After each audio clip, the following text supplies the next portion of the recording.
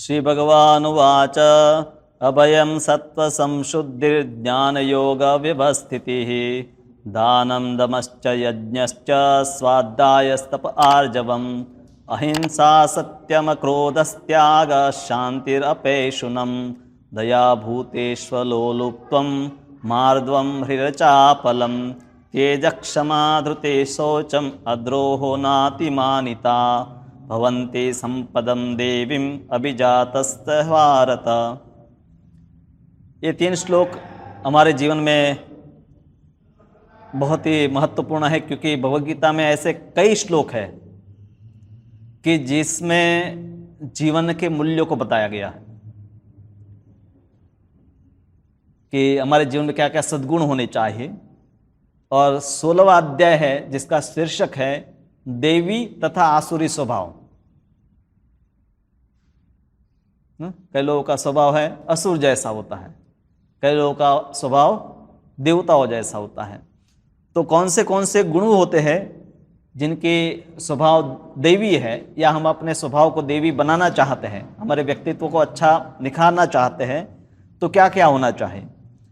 और बाकी पूरा अध्याय 3 श्लोक के अलावा बाकी पूरा अध्याय है आसुरी दुर्गुणों के ऊपर ही है। उसका काफी विस्तृत रूप से वर्णन है कि कलयुग में क्योंकि वो ज्यादा पाया जाता है। तो प्रभुपाद जी ने इसमें एक एक शब्द जो है उसकी विस्तृत रूप से व्याख्या की है, और हम आज भी उसमें एक एक शब्द को देखेंगे। तो श्रील प्रभुपाद इसमें शुरुआत में ही लिखते हैं, इसका अनुवाद है, भगवान ने कहा, हे भरत पुत्र, अर्जुन को कह रहे हैं, निर्भयता, आत्मशुद्धि, आध्यात्मिक ज्ञान का अनुशीलन, दान, आत्मसंयम, यज्ञ परायणता, वेद अध्ययन, तपस्या, सरलता, अहिंसा, सत्यता, क्रोध विहीनता, त्याग, शांति, छिद्रान्वेषण में अरुचि, समस्त जीवों पर करुणा, लोभ विहीनता, भद्रता, लज्जा, संकल्प, तेज, क्षमा, धैर्य, पवित्रता, ईर्ष्या तथा सम्मान की अभिलाषा से मुक्ति, ये सारे दिव्य गुण हैं जो देवी प्रकृति से संपन्न देवतुल्य पुरुषों में पाए जाते हैं। तो यहाँ पर है भगवान ने काफ़ी सारे सद्गुणों का वर्णन किया है। हम इससे पहले 15वां अध्याय पढ़े जिसमें हमने एक संसार वृक्ष का वर्णन है उसको देखा, और उससे कैसे बाहर निकलना है उसको देखा। अब कोई भी व्यक्ति है जब तक देवी गुणों को अर्जन नहीं करता है तब तक तो वो सामान्य रूप से कुछ न कुछ आसुरिक या पाप कर्म में लगा रहता है। और ये देवी गुणों का विकास है, इसकी शुरुआत जन्म से पहले होती। इसलिए भारत में गर्भ संस्कार होता था, गर्भधान संस्कार। तो माता पिता है विवाह के बाद पूर्व तैयारी करते थे कि ताकि जो जीव है, जो आत्मा है, वो आए तो वो दैवी हो। जैसे हम देखते हैं कि दीति और कश्यप मुनि की कथा में, या और भी ऐसी कथा है कि जिसमें जो आत्मा है वो आसुरी था। तो इसलिए जन्म के बाद भी उसने, जैसे हम देखते दुर्योधन है, या रावण और कुंभकर्ण है, हिरण्यकशिपु है, हिरण्याक्ष है, तो ये सब आसुरी जीव थे। और माता पिता ने उस समय है शास्त्रों के नियमों का पालन नहीं किया, और ऐसे जीव आकर्षित हुए, और फिर पूरा जीवन उन्होंने सब आसुरिक कार्य किया। तो प्रभुपाद पहले यही बताते हैं कि हमें देवी बनना है तो शुरुआत यहाँ से होनी चाहिए। अब लेट हो गया तो चलो, अब कम से कम इस्कॉन है कि जहाँ पर हम आए हैं, अभी चले बच्चे जन्म ले लिए तो भी आपके पास, चलो अब जो भी जीव आ गए, फिर से हमें एक मौका भगवान प्रदान करते हैं। उन बच्चों को हम प्रशिक्षित कर सकते हैं। अब जो बच्चे नहीं बड़े हो गए हैं वो भी है, प्रभुपाद जी ने संस्था बनाई कि जहाँ प्रशिक्षण ले सकते हैं। तो प्रभुपाद जी कहते हैं कि शास्त्र में स्त्री और पुरुष का साथ रहने का कोई विरोध नहीं है किया गया है कि स्त्री और पुरुष साथ में नहीं रह सकते हैं, पर उसका उद्देश्य है समाज को कृष्ण भावना भावित बनाना है। तो ऐसा गृहस्थ आश्रम भी है, उसकी शास्त्रों में प्रशंसा की गई है। तो प्रभुपाद जी है, फिर सबसे पहला जो गुण है वो है निर्भयता। खास करके निर्भयता उन व्यक्ति के लिए आवश्यक है, विशेष रूप से सन्यासी के बारे में प्रभुपाद लिखते हैं कि किसी को सन्यास लेना है तो उसमें निर्भयता होनी जरूरी है। हमें बहुत प्रकार के भय है, बीमारियों का भय, धन नहीं होने का भय। एक श्लोक है, सुंदर श्लोक इसमें दिया गया है।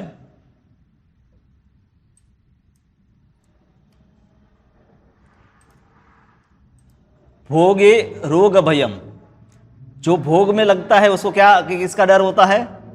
रोग का डर होगा, कि कुछ अगर मैं ज्यादा खा लूंगा तो क्या हो जाएगा? बीमारी होगा। कुले च्युति भयम, जो कुलवान है उसको क्या भय होता है? कि मेरा पतन न हो जाए, मेरी इज्जत समाज में न चली जाए। हाँ। वित्ते नृपालाद भयम, धनवान है इसको किसका भय होता है? राजा का भय होता है कि कहीं टैक्स वाले, इनकम टैक्स वाले आए और सब लेकर न चले जाए। माने दैन्य भयम, जो जिनका मान है समाज में उसको हमेशा भय होता है कोई उसका अपमान न कर दे। और बले रिपु भयम, जो बलवान है उसको हमेशा शत्रुओं का डर रहता है कि सामने कोई मेरे जैसा शेर के ऊपर सवा शेर कोई आ जाए तो कठिनाई होगी। और रूपे जराया भयम, जो रूपवान या रूपवती है उनको किसका डर है? वृद्धावस्था का, क्योंकि जैसे वृद्धावस्था आती है कितने भी हम औषध और सब वस्तुएं प्रयोग करें, रूप चला ही जाता है। शास्त्रीयवादी भयम, जो बहुत सारे ग्रंथों को जानता है उसको डर होता है कि सामने कोई दूसरा विद्वान आ जाएगा तो हो सकता है कोई प्रश्नों का उत्तर न दे पाए, तो उसको भी भय होता है। गुणे खल भयम, जो सज्जन है उसको दुर्जन का भय होता है। काय कृतांतात् भयम, और इस प्रकार से हर व्यक्ति को इस शरीर के बारे में भय होता है। सर्वे वस्तु भयान्वितम भुवि, तो इस मनुष्य जीवन में हर वस्तु जिसको हम चाहते हैं वही हमारे भय का कारण है। हम धन चाहते हैं, हम रूप चाहते हैं, हम मान चाहते हैं, हम विद्या चाहते हैं, वो हमारे भय का कारण भी बनता है। नृणाम वैराग्यम एव अभयम, सिर्फ वैराग्य ऐसी वस्तु है कि जिससे व्यक्ति अभय प्राप्त करता है। तो सन्यासी के लिए विशेष रूप से पूर्व के समय में जैसे सन्यासी विचरण करते थे, प्रभुपाद जी सन्यास लिए वृंदावन में रहते थे। उनके गुरु महाराज जब उनको 20-22 साल के जब थे, वो उस समय ऑलमोस्ट 26 साल के, तब उनके गुरु महाराज मिले और कहा कि आप अंग्रेजी भाषा जानते हो तो विदेश में जाकर अंग्रेजी भाषा में चैतन्य महाप्रभु के संदेश का प्रचार करो।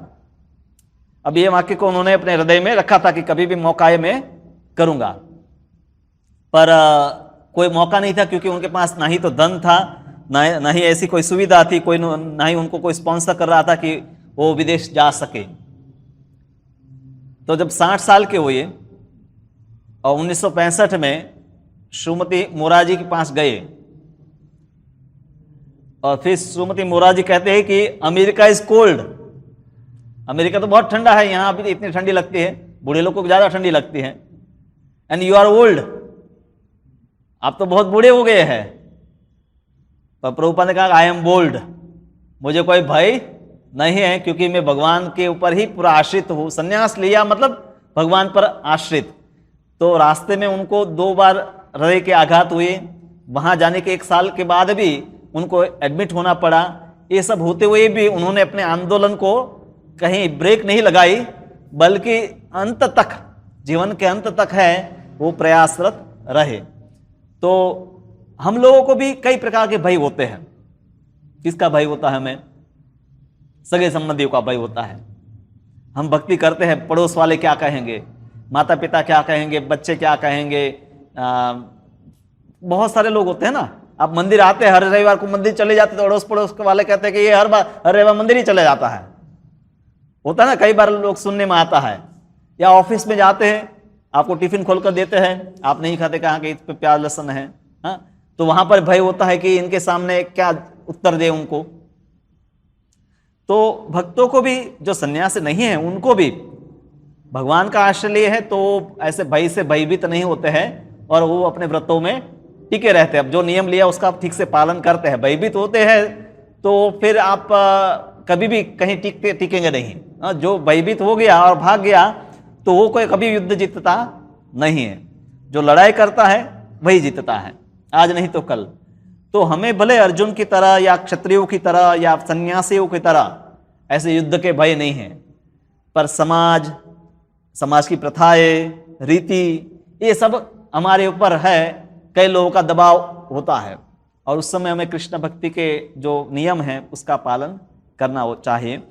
तो प्रभुपाद जी कहते हैं कि मैं कभी अकेला नहीं हूं, भले ही मैं गहनतम जंगल में क्यों ना रहूं। ये हमारी मानसिकता होनी चाहिए कि मैं कभी अकेला नहीं हूं, मैं चाहे जंगल में भी मुझे छोड़ दे, मेरे साथ कृष्ण, मेरा साथ कृष्ण देंगे और सब तरह से मेरी रक्षा करेंगे। ये विश्वास होना चाहे, कृष्ण ही मेरी रक्षा करते हैं और वास्तव में वही करते हैं।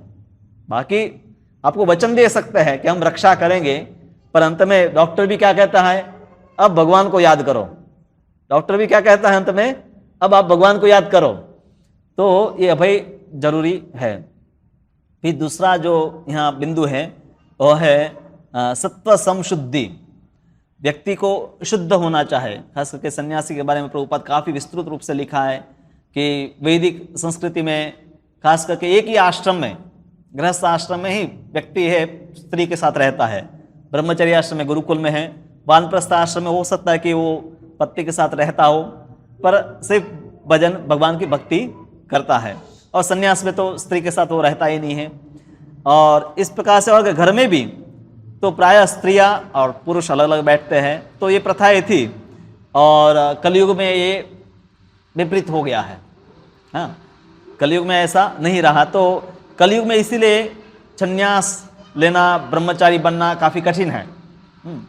और काफ़ी सारे बनते भी है तो वापस पतन उनका हो जाता है। एक कथा है चैतन्य चरितामृत में आती है, छोटा हरिदास। एक तो हरिदास ठाकुर जो 3 लाख नाम जप करते हैं, उनको नामाचार्य हरिदास ठाकुर हम कहते हैं। और दूसरा एक हरिदास था जिनका नाम है छोटा हरिदास। ये भी अच्छा कीर्तन करता था और चैतन्य महाप्रभु के साथ है जगन्नाथपुरी में रहता था। तो उसका काम था कि चैतन्य महाप्रभु के लिए भिक्षा मांगकर चावल ले आना, फिर वो पकाकर चैतन्य महाप्रभु उसको ग्रहण करते थे। तो कहीं किसी के वहाँ वो चावल लेने गया, वहाँ कोई स्त्री होगी, उसको उसने देखा और चैतन्य महाप्रभु की अंतर्यामी है तो जान गए कि इसका अभी मन जो है कहीं और भटक रहा है। तो सब उनके अपने जो भी भक्त हैं उनको बता दिया कि छोटा हरिदास को अभी हमारे ग्रुप से बाहर निकाल देते हैं, उनको बाहर निकाल दो, मतलब उसको नो एंट्री। अभी यहाँ हमारे प्रोग्राम में उसको आने वो आएगा नहीं, बाहर रहे भले अपने भक्ति करे पर अंदर नहीं आएगा, क्योंकि उसने साधु का जो नियम है उसका भंग किया है। बाद में छोटा हरिदास पश्चाताप के रूप में अपने शरीर का त्याग करता है और प्रेत बनकर वो चैतन्य महाप्रभु को कीर्तन सुनाता रहता है। तो चैतन्य महाप्रभु उस प्रकार से उसको, ऐसा नहीं भगवान किसी को तिरस्कृत नहीं कर सकते हैं, पर उनके लिए उन्होंने दंड दिया। तो ये विशेष रूप से कलयुग में जो है चैतन्य महाप्रभु खास करके साधु जो है उनके लिए एक आदर्श बताए हैं कि उनको किस प्रकार से स्वयं अपने जीवन में, चैतन्य महाप्रभु भी पहले गृहस्थ थे, बाद में उन्होंने सन्यास 24 साल की उम्र में सन्यास लिया। तो उन्होंने ये आदर्श स्थापित किए। फिर आगे तीसरा पॉइंट है ज्ञान योग व्यवस्थिति। ज्ञान के अनुशीलन में संलग्न होना चाहिए। खास करके सन्यासी या ब्रह्मचारी है उनके लिए स्वाध्याय बहुत महत्वपूर्ण है और हम सबके लिए भी बहुत महत्वपूर्ण है। हम सबको श्रील प्रभुपाद जी के मुख्य जो भी ग्रंथ है, सबसे पहले भगवद गीता को अच्छी तरह से 1-2 बार पढ़े कम से कम, अन्य छोटी पुस्तकें पढ़े, फिर है श्रीमद् भागवतम है, फिर चैतन्य चरितामृत है। हम भले 18 जो पुराण है, 108 उपनिषद है, 4 वेद है, महाभारत रामायण, इतने विशाल ग्रंथ संस्कृत में जो लिखे हैं वो सब नहीं पढ़ सकते, तो कम से कम श्रील प्रभुपाद जी की एक पुस्तक पहले तो अच्छी तरह से पढ़ना है, वो भगवद गीता है। उस पर सब सिद्धांत आ गए, फिर आगे भागवत पुराण है, फिर आगे चैतन्य चरितामृत है। तो हम सबको भी आध्यात्मिक उन्नति के लिए है विशेष रूप से इस ज्ञान का अर्जन करना चाहिए। और पूर्व के समय में किताबें नहीं हुआ करती थी, तो इसीलिए साधु है स्वयं पढ़ते थे। ब्राह्मण का कार्य यही था, वो स्वयं पढ़कर लोगों के घर घर जाते थे भिक्षा मांगने के लिए, और जब भिक्षा मांगे तो 2-5 मिनट बैठकर वहाँ पर कुछ उनको शास्त्र की बातें भी बताते थे।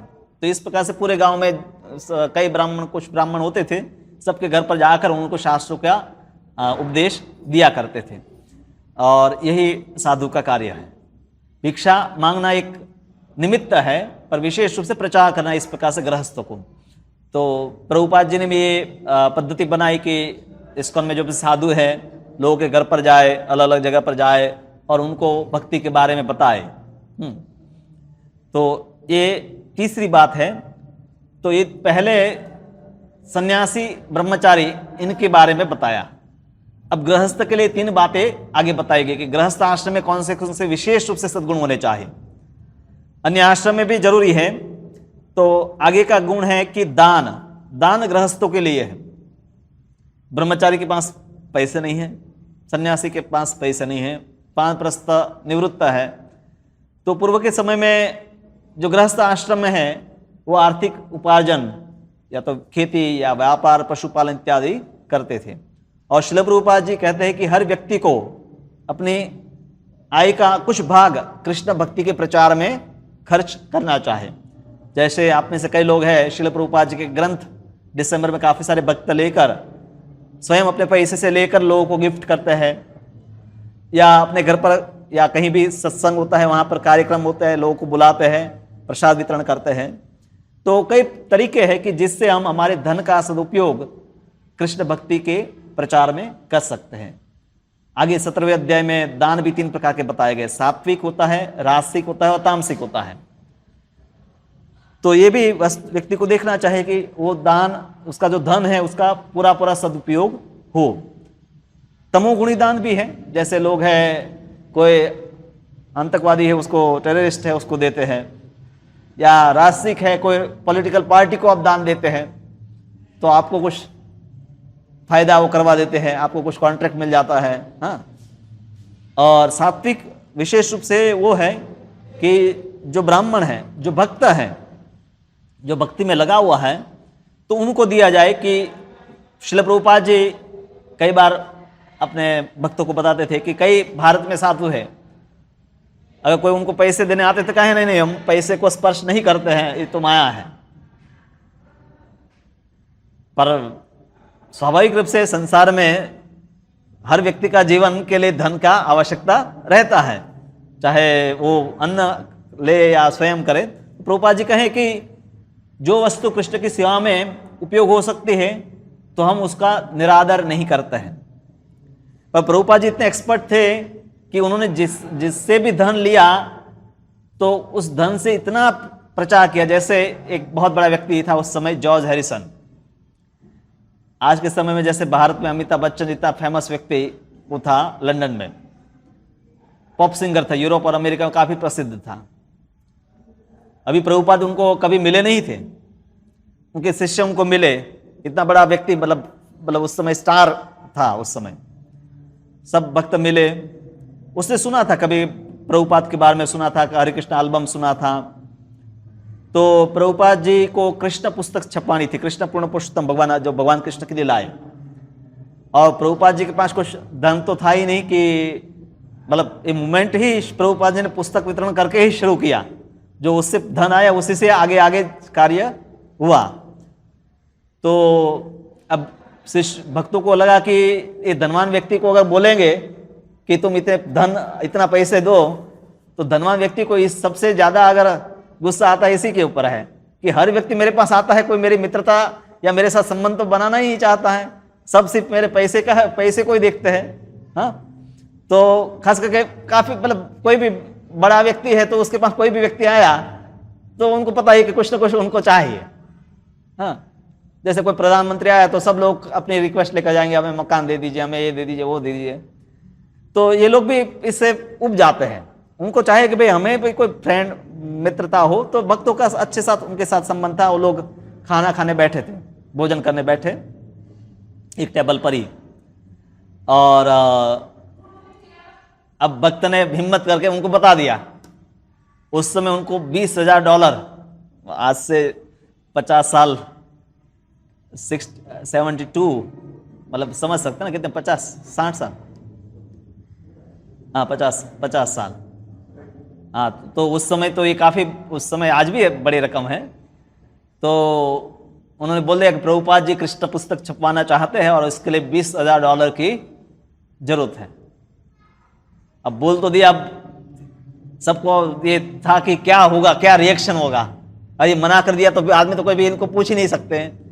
तो उसी समय क्या, जैसे बोला लाइन चली गई। तो कुछ सेकंड के लिए तो सब शांत हो गया। फिर जैसे लाइट आई तो जॉर्ज हॉरिसन ने कहा कि मैं प्रभुपाद जी को कैसे मना कर सकता हूं। और इसीलिए आप कृष्ण पुस्तक खोलेंगे तो सबसे पहले पेज पर जॉर्ज हॉरिसन ने कृष्ण पुस्तक के बारे में जो लिखा है तो वो स्वयं है अपने जीवन में कई साधु या सन्यासी जो प्रचार करते उससे भी ज़्यादा प्रचार उसने कर दिया अपने गाने से, क्योंकि उसके गाने सब लोग सुनते थे। उसने बहुत सारे कृष्ण के ऊपर अंग्रेजी में गीत गाए हैं। तो उसने फिर आगे जाकर है लंदन में अपना 18 एकड़ का जो भक्तिवेदांत मैनर अभी जो जिस नाम से प्रसिद्ध है लंदन में, तो वो भूमि और उसका महल पूरा इस्कॉन को मंदिर बनाने के लिए भी दे दिया, जो अभी आपको लंदन गए हैं तो देख भी सकते हैं। तो ऐसे कई लोग हैं प्रभुपाद जी को मिले और प्रभुपाद जी ने उनके दान को पूर्ण रूप से कृष्ण की सेवा में लगाया। उन्होंने अपने घर के लिए कुछ नहीं बचाया कि इतना मेरे बच्चों के लिए, कुछ नहीं। उन्होंने कुछ भी अपने नाम पर या बच्चों के नाम पर कुछ नहीं किया, सब कृष्ण की सेवा के लिए उन्होंने उपयोग किया। दूसरा, गृहस्थ आश्रम में जो सद्गुण चाहे वो यहाँ पॉइंट बताया है, आत्म संयम या दम। दम यानी कि आत्म संयम, मन और इंद्रियों के ऊपर संयम। गृहस्थ आश्रम में कई प्रकार की सुविधाएं है, जैसे सोफा है। हम लोग रूम में सोफा नहीं रखते, यहाँ बैठे तो रखे है, रूम में हमारी चटाई होती है या चेयर है, पर सोफा है, पलंग है और बहुत सारा फर्नीचर है, कार है, अनेक प्रकार की सुविधाएं होती है। जितना धन है ऐसी सुविधाएं होती है। अब जैसे ही सुविधाएं होती है तो उसमें सुख भोगने की संभावनाएं ज़्यादा रहती है कि चलो सोफा है आराम से बैठे और टीवी देखें, पलंग है लेट जाए 8 घंटा सो जाए, चलो अनेक प्रकार के व्यंजन बनाकर, पत्नी को आता है व्यंजन बनाने, अलग अलग प्रकार स्वादिष्ट भोजन, तो अनेक प्रकार के, चलो हर रोज उनको पूछेगा आज क्या बनाए, फिर वो ऑर्डर कर सकता आज ये बनाओ, आज ये बनाओ, हमें तो जो भी बन गया वो खाना है मंदिर में, कोई पूछने नहीं आता कि आज क्या बनाना है। हाँ, भगवान को जो भी भोग लग गया वो खा लेना है। तो ऐसे बहुत सारी संभावनाएं हैं कि व्यक्ति अपने मन और इंद्रियों को संयमित न कर पाए। तो इसीलिए श्रीमद् भागवतम में विशेष रूप से बताया है कि व्यक्ति को अपने पूरे परिवार को कृष्ण भक्ति में लगाना चाहिए। प्रसाद बनाने में बच्चों को, पूरे परिवार को वो कृष्ण भक्ति में लगाता है। तो ऐसा जो जीवन है, ऐसा गृहस्थ जीवन है, उसको वास्तव में गृहस्थ आश्रम कहते हैं। और अगर कोई ऐसा जीवन नहीं जीता है तो उनको बताया ग्रह मेधी, मतलब उसकी जिसकी बुद्धि सिर्फ घर में ही लगी हुई है, उससे ज़्यादा वो विचार नहीं करता है। तो प्रभुपाद जी और भी विचार कर यहाँ बताते हैं कि आजकल है लोग परिवार नियंत्रण के ऊपर बहुत सारे उपाय करते हैं। तो ये सब क्या है, क्योंकि लोग हैं अपने स्वार्थ को देखते हैं। अभी माता पिता को माता पिता नहीं बनना है, उनको सिर्फ लाइफ पार्टनर ही रहना है। हाँ, कि बच्चे होंगे फिर उनको संभालना, उनको बड़ा करना काफ़ी बड़ी जवाबदारी है। हाँ, तो आजकल है कई प्रकार के ऐसे उपाय लोग ढूंढते हैं। बहुत सारे अधिकतर देशों में अभी जो जनसंख्या है जो है उससे उसका ग्रोथ रेट, मतलब हस्बैंड वाइफ 2 लोग हैं तो उसके बच्चे 2 नहीं हैं, उससे कम ही है। और कई देश में सिर्फ 1 है या 1 से भी कम हो गए हैं, मतलब नेगेटिव में अभी जनसंख्या जा रही है। भारत में भी स्थिति है। तो कृष्ण भक्त अगर समाज नहीं, कृष्ण भक्ति में जो समाज नहीं लगा है, ऐसी जनसंख्या प्रभुपाद जी कहते हैं कि निश्चित रूप से समाज के लिए उपद्रव है। पर जो भक्त अगर समाज में भक्त है तो कितने भी लोग हैं तो कभी उपद्रव नहीं होगा। जैसे भगवान कृष्ण का बहुत बड़ा विशाल परिवार था। फिर तीसरी बात जो बताई है कि हम सबको यज्ञ करना चाहे, यहाँ पर यज्ञ शब्द बताया गया है। तो पूर्व के समय में आपको पता होगा घर में लोग चूल्हे में अग्नि रखते थे और भोजन जैसे पकता था तो कुछ भोजन का अंश उस पर डालते थे, सुबह शाम अग्नि में घी डालते थे, अग्निहोत्र जिसको कहते हैं। कलयुग में ना ही तो हमारे पास चूल्हे रहे, ना ही घी पर्याप्त मात्रा में है, और वो अग्निहोत्र की विधि भी सब भूल गए। तो कलयुग के लिए जो विधि है वो हरे कृष्णा कृष्ण कृष्ण हरे हरे, हरे राम राम राम हरे हरे। तो ये जो यज्ञ है वो विशेष रूप से संस्तुत किया गया है।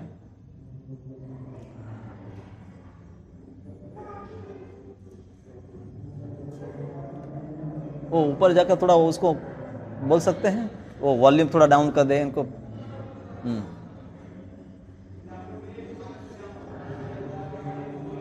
उनको बोलो प्रवचन चल रहा है तो थोड़ा स्पीकर ना चालू रखें।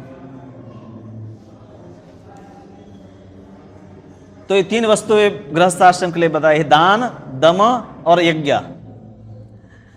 अब विशेष रूप से जो युवा वर्ग है यानी कि विद्यार्थी वर्ग है उनके लिए कुछ बातें बताई गई है। वो ये बात है स्वाध्याय या वेद अध्ययन ब्रह्मचर्य आश्रम। आजकल क्योंकि ब्रह्मचर्य आश्रम नहीं तो गृहस्थ आश्रम भी नहीं रहा, और क्योंकि पहले ही ट्रेनिंग नहीं मिली तो बाद में लोग है वानप्रस्थ का कोई विचार नहीं रखते हैं।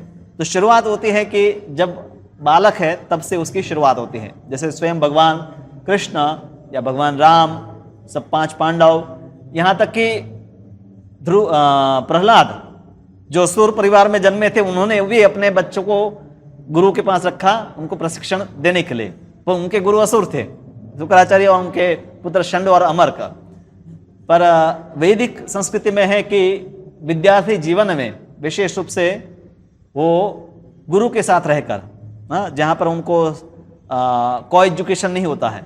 आजकल तो को एजुकेशन सिस्टम में लड़के लड़कियाँ साथ में हैं, मतलब स्कूल में कॉलेज में भी। तो अधिकतर जो बच्चों का ध्यान है तो पढ़ाई में नहीं रहता है, उनका मन काफ़ी विचलित रहता है। और हॉस्टल लाइफ में उससे विपरीत ही, खास करके छात्रालय में विद्यार्थी जो रहते हैं तो तमोगुण और रजोगुण का ही वहाँ पर पूरा वातावरण बना रहता है। जैसे गंदे कपड़े पहनना, रात को कभी भी खाना, और पूरे दिन है या तो टीवी देखना, ऐसे कई वस्तुएं चलती रहती हैं। तो या ऐसे विद्यार्थी भी जब आपस में मिलते हैं तो यही विषयों के ऊपर चर्चा चलती है। ड्रग्स लेना है, अलग अलग प्रकार के नशा करना है। तो ब्रह्मचर्य जीवन काफ़ी कलयुग में दुर्लभ हो गया है। प्रभुपाद जी चाहते थे तो इसलिए उन्होंने इस्कॉन मंदिर बनाए कि जहाँ पर, जैसे हम लोग तो बाद में आए, मतलब 20 साल के बाद इस्कॉन में जुड़े, पर ऐसे उन्होंने वातावरण बनाया कि चलो कोई भी समय पर व्यक्ति आए तो उनको ये प्रशिक्षण मिल सकता है। भले वो गृहस्थ बनना चाहता है तो भी मंदिर में रहकर 6 महीना 1 साल वो प्रशिक्षण ले सकता है। अभी भी ये व्यवस्था है, जो विवाहित नहीं है, विवाहित है, वो भी आकर उनको 2-4 दिन रहना है या कभी आकर रहना है यात्रा में जाकर। तो ऐसा प्रशिक्षण हमें लेना चाहिए ताकि जीवन में एक डिसिप्लिन, सुबह जल्दी उठना है, अपना काम स्वयं करना है, सात्विकता, तो ये सब आदतें हैं। भक्ति सिर्फ मंदिर जाकर प्रणाम करने तक सीमित नहीं, वो जीवन में हर प्रकार के क्षेत्र में जरूरी है। तो मन और इंद्रियों के संयम के बिना तो एकाग्र मन होगा नहीं, भक्ति में, भगवान में मन लगेगा नहीं। तो ये भी बहुत जरूरी स्वाध्याय या वेद अध्ययन, खास करके इसीलिए प्रभुपाद जी ये भार दिए कि कोई भी इस्कॉन में जुड़े उनको प्रभुपाद जी की पुस्तक पढ़ने हैं, क्योंकि ऐसे अध्ययन से ही लोग हैं सेंटिमेंटल नहीं होंगे। अन्यथा भावुक होते हैं लोग, पर उनको कुछ समझ नहीं होती है। इसके बाद वानप्रस्थ आश्रम जो है उनके लिए एक पॉइंट बताया गया है, वो है तपस्या। कलयुग में वानप्रस्थ आश्रम उस रूप से असंभव जैसा हो गया है कि जैसे वन में जाकर कोई रहे, पर वर्तमान में भी दूसरे उपाय है, जैसे वृंदावन है, मायापुर है, ऐसे धाम में जाकर व्यक्ति अपना बाकी का जीवन, निवृत्त जीवन बिता सकता है। अब धाम में जाएंगे तो वहाँ पर हजारों की संख्या में लोग रहते हैं, या मंदिर के नज़दीक आप रहकर अपना बाकी का समय, जीवन का निवृत्ति का समय है, सुबह शाम का जो प्रोग्राम 8 घंटे का प्रभुपाद ने प्रोग्राम बनाया, सुबह 4 बजे से लेकर 10 बजे तक चलता है सुबह, और शाम को भी 6 बजे से लेकर 8 बजे 9 बजे तक प्रोग्राम चलता है। तो कम से कम व्यक्ति 6-8 घंटा है अपना समय सेवाओं में बिता सकता है, मंदिर के नज़दीक रहता है तो। और जिनके लिए संभव नहीं, मंदिर के मतलब अन्य सिटी में है, वैसे कई बार संभव योजना है तो आप कर ही सकते हैं कि चलो निवृत्ति लेकर आपको कहीं ना कहीं तो रहना है, तो ऐसी जगह पर रहे कि जहाँ पर भक्तों का संग मिले, कुछ न कुछ सेवाओं में कर पाए। हमारे बहुत सारे भक्त हैं जो निवृत्त हो गए हैं, तो सुबह बहुत सारे भक्त आते हैं, कोई भगवान के लिए पुष्प, कोई फल, सब्जी कटिंग करना है, या अन्य प्रकार की सेवाओं में लगते हैं। या कई भक्त हैं सुबह रोज रविवार को आते हैं और 3-4 घंटा पुस्तक वितरण में जाते हैं, कीर्तन करने जाते हैं। तो ऐसी प्रवृत्तियों में जुड़ना आवश्यक है। पर आजकल बहुत सारी निरर्थक प्रवृत्ति, खास करके जब टीवी और न्यूज़पेपर है तो राजनीति की चर्चा, इसमें अधिकतर बूढ़े लोग हैं व्यस्त रहते हैं। और विदेश में है बहुत सारी क्लब है कि जहाँ पर बूढ़े लोग जाकर डांस देख सकते हैं, खेल सकते हैं, बॉल से खेल सकते हैं। तो ऐसे बहुत सारे अलग अलग बने हैं कि एंजॉयमेंट के लिए, उनके लिए भी, जैसे बच्चों के लिए बहुत सारे मनोरंजन के साधन ऐसे बूढ़े लोगों के लिए भी है, क्योंकि उनको पता नहीं है कि ऐसे आध्यात्मिक कार्य भी कर सकते हैं। तो प्रभुपाद जी चाहते थे, और प्रभुपाद जी स्वयं अपने वानप्रस्थ जीवन में संन्यास लिया। उससे पहले प्रभुपाद जी वृंदावन में गए तो उस समय वानप्रस्थ थे, और उन्होंने कुछ समय वहाँ पर रहकर साधु के साथ रहकर उस प्रकार के जीवन पद्धति अपनाई। हालांकि उनकी पत्नी उनके साथ रहने के लिए तैयार नहीं थी। वो तो चाहते थे कि उनका परिवार, बच्चे, परिवार, पत्नी सब उस पर जुड़े। वो धार्मिक थी, घर में अपनी थोड़ी भक्ति करती थी, पर प्रभुपाद जो जितना चाहते थे वो नहीं कर पाई। तो व्यक्ति है इस प्रकार से अपने परिवार के साथ अकेला या पत्नी के साथ भी ऐसे भक्ति में उनको प्रवृत्त होना चाहिए। तो ये सब देवी समाज के लक्षण है। हम कहते हैं कि राम राज्य, तो राम राज्य ऐसा सिर्फ नरेंद्र मोदी दूसरी बार प्रधानमंत्री, तीसरी बार बन जाएगा तो अपने आप में राम राज्य नहीं हो जाएगा। लोगों को देवी संस्कृति का पालन करना पड़ेगा। हाँ, वो तो स्वयं शाकाहारी है, पर सब हिंदू शाकाहारी नहीं है। वो शराब नहीं पीता, बहुत सारे हिंदू शराब पीते हैं। तो एक राजा बदलने से भी राम राज्य नहीं होगा जब तक प्रजा राम के भक्त नहीं बनेंगे। राम राज्य में सभी प्रजा राम के भक्त है, इसलिए वो राम राज्य है। तो देवी समाज व्यवस्था, आदर्श जो दिव्य समाज व्यवस्था है, उसमें ऐसे लक्षण होते हैं। अब कुछ सामान्य बातें हैं कि जो सबको लागू होती है। ये आश्रम के अनुसार बताई थी, वर्ण और आश्रम के अनुसार कुछ कुछ लक्षण विशेष रूप से। अब बताया है कि सरलता, ब्राह्मणों का एक गुण होना चाहिए, पर ये सबका होना चाहिए सरलता, यानी कि जैसा है वैसा, टेढ़ा नहीं, सीधा। हाँ? लोग कहते हैं बस टेढ़े नहीं होंगे तो समाज में चलेगा नहीं। तो इसके लिए एक कहानी है कि नारद जी एक गांव में जाते हैं, तो वहां पर लोग फरियाद करते कि इस गांव में एक सर्प रहता है, सबको बिना कारण का काटता रहता है। आप साधु है तो उसको कुछ बताइए कि सबको काटे नहीं। नारद जी ने सर्प को बोल दिया कि ये सब सज्जन लोग हैं, इनको बिना कारण मत काटो। हाँ, मैं किसी को मत काटो। तो कहा कि ठीक है, आपकी बात मानूंगा। कुछ दिन के बाद आए तो सर्प का देखा बेचारे को सब जगह घाव थे। नारद जी ने कहा कि ये क्या हुआ? कहा कि मैं किसी को काटता नहीं हो तो सब लोग मुझे पत्थर मारते हैं। तो नारद जी ने कहा कि मैंने काटने के लिए मना किया था, तुम फुदकार तो सकते हो लोगों को डरा तो सकते हो। तो साधु का अर्थ ये नहीं कि वो मूर्ख बने और सब लोग इतना मतलब भोला हो कि लोग उसको धोखा देकर चले जाए, पर कहने का अर्थ है कि उसको सरल होना, यानी कि कपट नहीं रखना है। दूसरे उनके साथ कपट न करे वो भी ध्यान रखना है, और स्वयं भी दूसरों के साथ कपट नहीं करना है। तो प्रभुपाद जी कहते हैं कि सरल यानी सीधा होना चाहिए व्यक्ति को। फिर शब्द आता है अहिंसा। अब अहिंसा शब्द का बहुत दुरुपयोग किया गया भारत में। अहिंसा का अर्थ लोगों ने ये लिया कि भाई हमें तो कोई यहाँ चाटा मारे एक बार तो ये भी गाल सामने रख देना है। हो सकता है कोई ऐसा करे, कोई ब्राह्मण है उसके पास हथियार नहीं तो वो क्या करेगा, यही करेगा। पर विशेष रूप से प्रभुपाद यहाँ पर उसकी व्याख्या बताए, किसी जीव के प्रगतिशील जीवन को न रोकना। अहिंसा का अर्थ है कि जो जीवन का जो क्रम बना है, जैसे पशुओं का एक शरीर में रहने का कुछ समय है, तो उनको मार देना तो उनके प्रगतिशील जीवन में हम रुकावट पैदा करते हैं। और दूसरी कि जिनको ज्ञान है, जो भक्ति को जानते हैं, उनका कर्तव्य है कि दूसरे लोगों को भक्ति के बारे में बताना, और वो भक्ति के बारे में नहीं बताते तो वो भी हिंसा के बराबर है।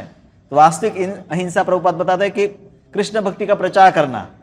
जैसे डॉक्टर है, उसको पता है, उसके पास दवाई है, इलाज है, सब कुछ है, और सामने बीमार व्यक्ति आए, चाहे पैसे दे या ना दे, पहले तो इलाज उसका करना चाहे।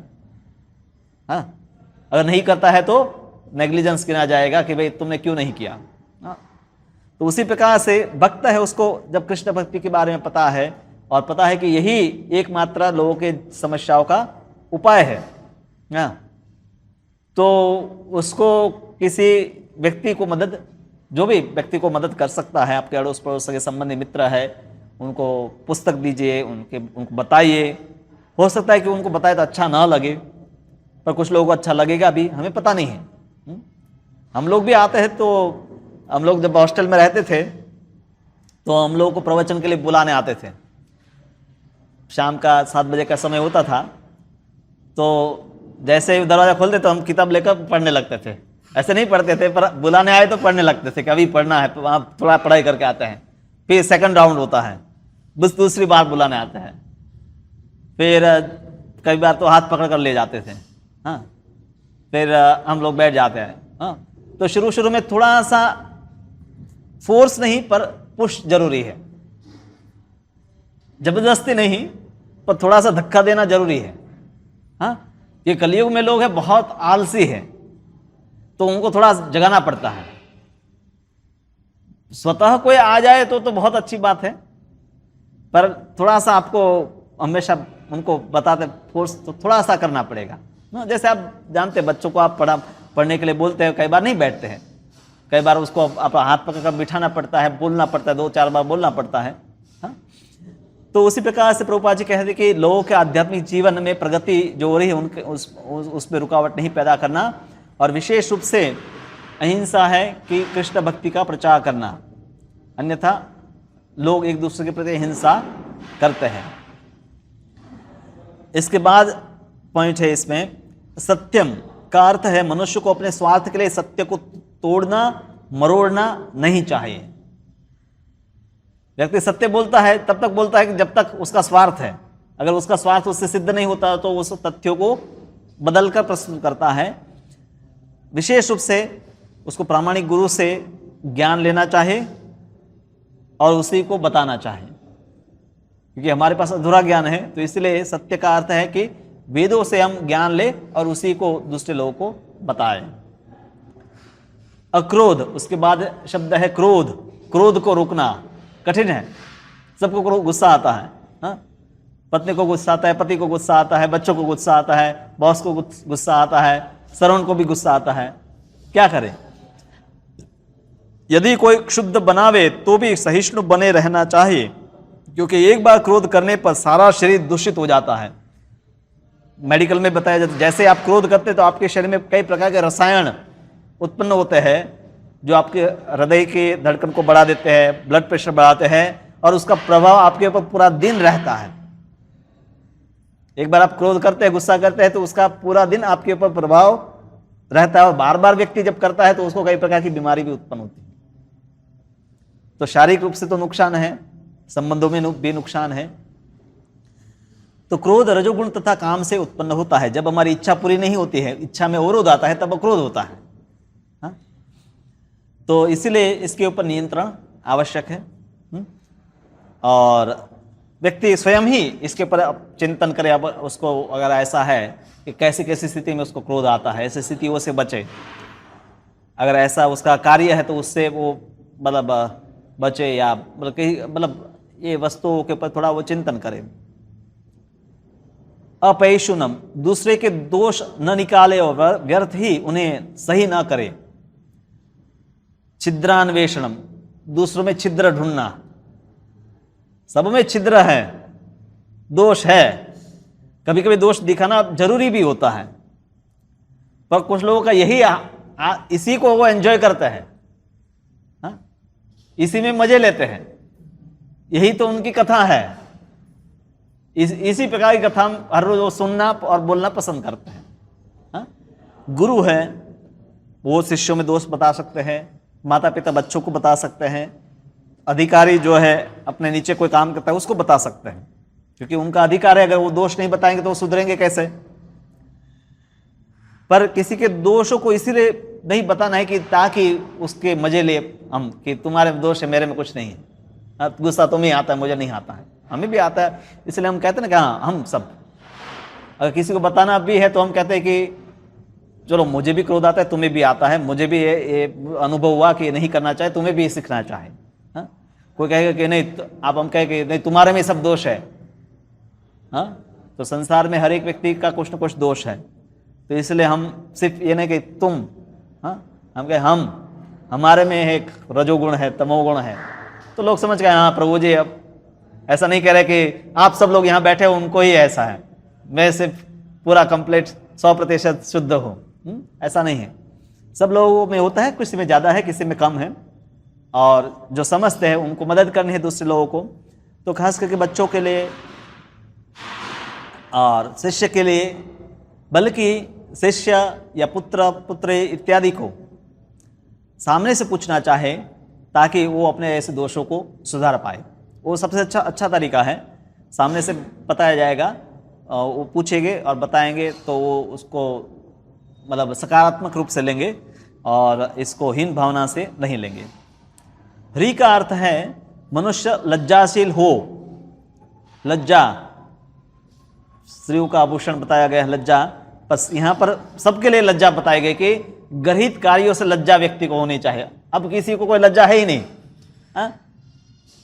पहले बेटे को अगर सिगरेट पीना होता था, बीड़ी गांव में हम देखा है, तो अगर पिताजी सामने बैठे हैं तो पिताजी के सामने भी बैठेगा, साइड में बैठकर। पिताजी को भी पता है कि पीता है, पर उनके सामने नहीं पिएगा।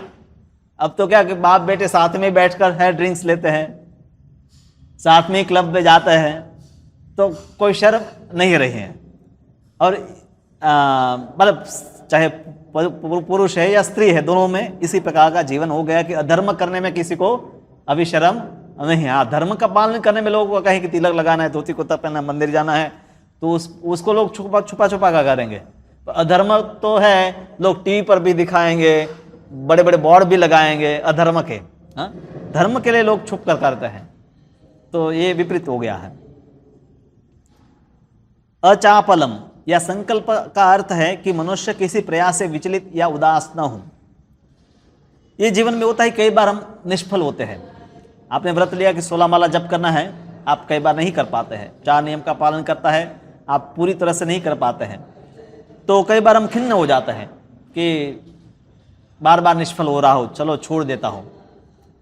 पर देवी व्यक्ति ये है कि वो कभी भी कितना भी निष्फल हो अपने प्रयासों को त्याग नहीं करता है, और ऐसे उसका संकल्प से ही भगवान उनके ऊपर कृपा करते हैं। तेजस शब्द जो है विशेष रूप से क्षत्रियों के लिए है, उनको निर्बल की रक्षा करनी चाहिए। क्षत्रियों के लिए हिंसा नहीं है, उसके लिए दंड है, हाथ में दंड धारण करना है और अपराधी है उसको दंड देना है, यही उसका धर्म है।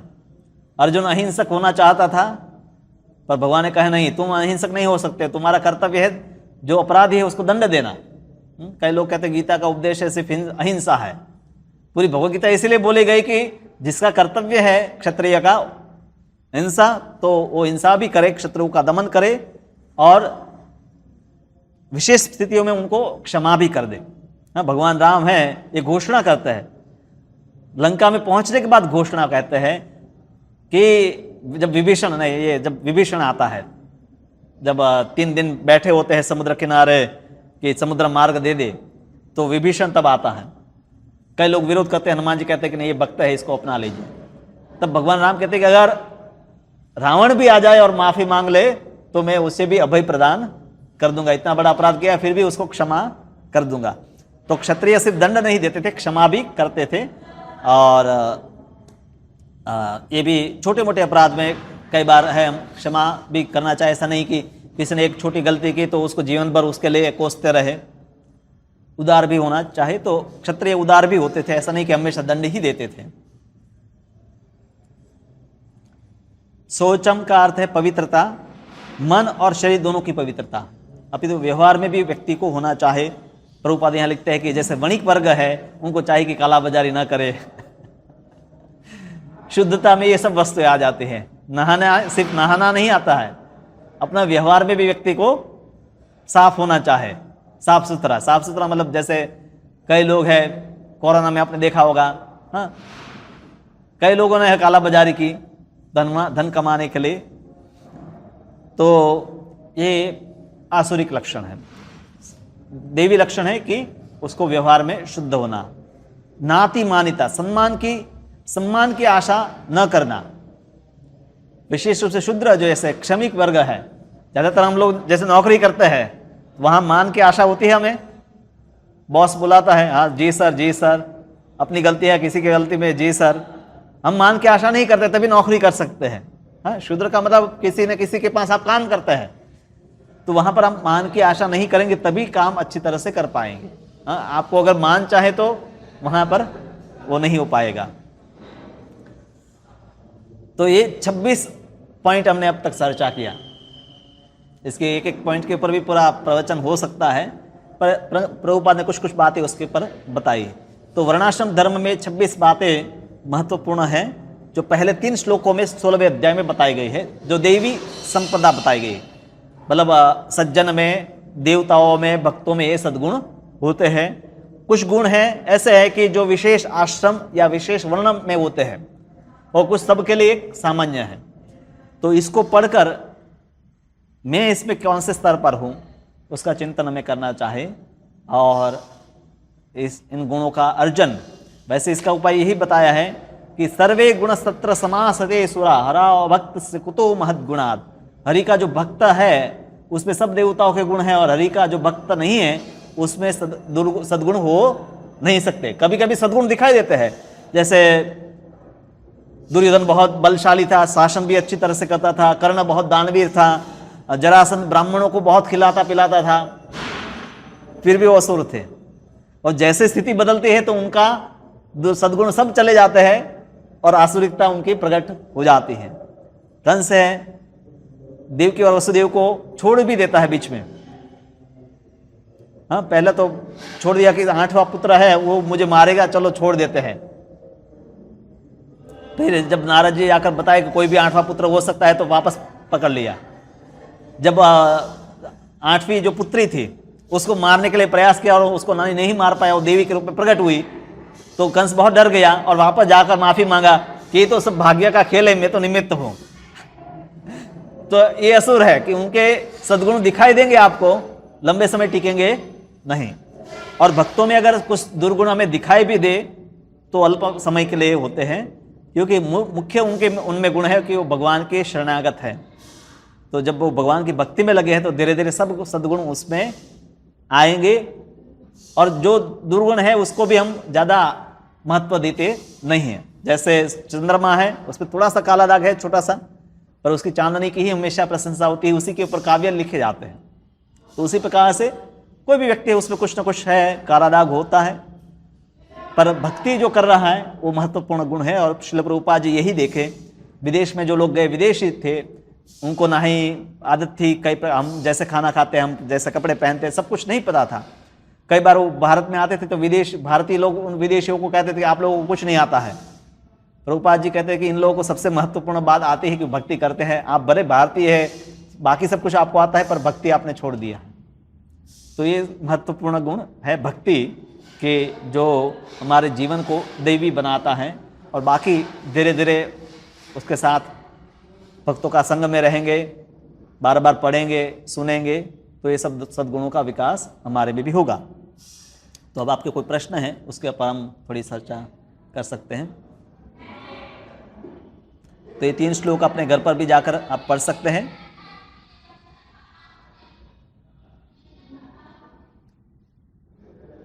आपके प्रश्न है तो बताइए।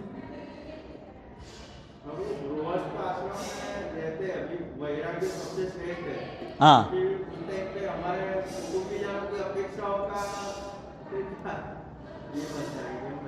गृहस्थ आश्रम में है, इसलिए तो आप कुटुंब और परिवार की आवश्यकता है, इसलिए आप घर में सोफा रखते हैं, पलंग रखते हैं, सब सुविधाएं हैं। तो वहाँ पर वैराग्य का दिखावा नहीं करना है, क्योंकि वो लोग डाइजेस्ट नहीं कर पाएंगे। अगर आप इतने वैरागी है भी ना, जैसे नरसिंह मेहता बहुत वैरागी थे, पर सब लोग नरसिंह मेहता की तरह नकल नहीं कर सकते। हाँ, वो तो उनका स्वाभाविक वैराग्य था, और इसीलिए वो परिवार या समाज क्या कहता था उससे उनको कोई फर्क नहीं पड़ता था, पर हम लोगों को फर्क पड़ता है। तो इसीलिए यहाँ बताया, संयम बताया है कि वो संयम के साथ जिए। जो भी भौतिक सुख है उसको मर्यादित मात्रा में स्वीकार करे, वो पत्नी को स्वीकार करता है, बच्चों को स्वीकार करता है, उनको भी कृष्ण भक्ति में लगाए, धन को वो स्वीकार करता है, धन से कुछ वस्तु खरीदता है पर उसी धन को वो कृष्ण भक्ति में भी लगाए, तो वहां पर जो है वैराग्य है कर्म फल का कृष्ण की सेवा में प्रयोग करना। और सन्यासी और ब्रह्मचारी के लिए कर्म ही कृष्ण को अर्पण कर देना, कृष्ण चाहते हैं वैसा कर्म ही करना, और कर्म फल तो अर्पण करना ही है पर कर्म भी अर्पण कर देना है। पर यहाँ पर है कि कर्म फल है उसका हम प्रयोग समाज की जो आवश्यकता है, परिवार की आवश्यकता है उसके लिए प्रयोग करते हैं और कृष्ण की सेवा में भी प्रयोग करते हैं। तो कर्म फल के त्याग से वैराग्य उत्पन्न होगा, तो ये स्वाभाविक वैराग्य है। जैसे यहाँ बताया है कि व्यक्ति को दान देना चाहे, तो जैसे व्यक्ति कुछ दान देता है तो उस धन के प्रति उसकी जो आसक्ति है वो कम हो जाती है, क्योंकि आपका कुछ भी आप किसी को देते हैं तो उसके प्रति आसक्ति आपकी कम हो जाती है। तो ऐसे धीरे धीरे व्यक्ति में ये भाव आ जाएगा कि मैं स्वामी नहीं हूँ, स्वामी भगवान है, ये भाव उस पर धीरे धीरे प्रकट होगा।